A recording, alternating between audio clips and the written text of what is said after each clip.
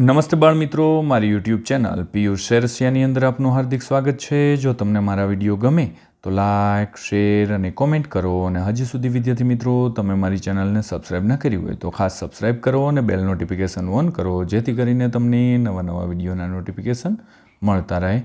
તો ચાલો વિદ્યાર્થી મિત્રો, જે નવી ધોરણ 3ની અંદર પ્રોજેક્ટ પ્રવૃત્તિ બુક આવેલી છે તેની અંદર જોઈએ।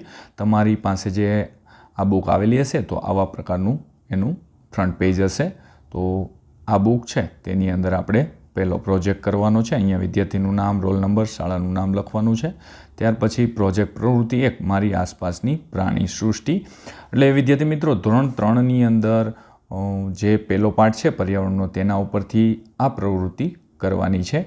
તો તેમાં છે કે તમે જે વિસ્તારમાં રહો છો ત્યાં તમારી આસપાસ જોવા મળતા પ્રાણીઓના નામ, કદ, દેખાવ, ઉપયોગિતા વિશેની વિવિધ માહિતી એકઠી કરો। આપેલી જગ્યામાં તેના ચિત્રો મેળવી લગાવો અથવા તમને આવડે તેવા ચિત્ર દોરી તેના વિશે માહિતી લખવાની છે।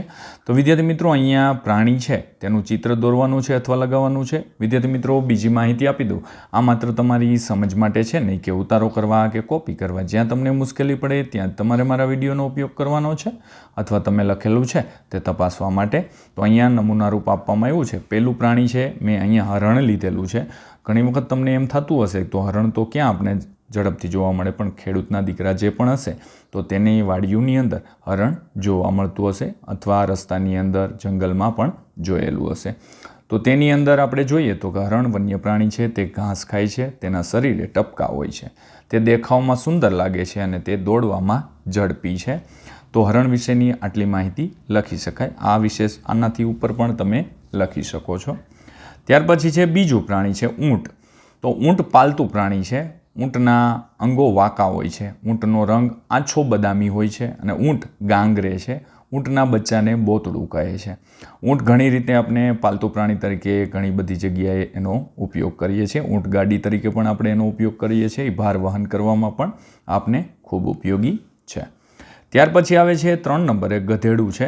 તો ગધેડું પાલતું પ્રાણી છે, ગધેડું ભાર ખેંચનાર પ્રાણી છે, ગધેડું કુંભાર લોકોને ઉપયોગી છે।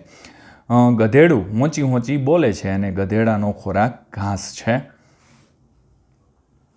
ત્યાર પછી આવે છે અહીંયા મેં બકરી લીધેલી છે। તો બકરી પ્રાણી છે તે એક પાલતું પ્રાણી છે। બકરી દૂધ આપે છે આપને અને બકરી દરેક પ્રકારનું ઘાસ ખાય છે।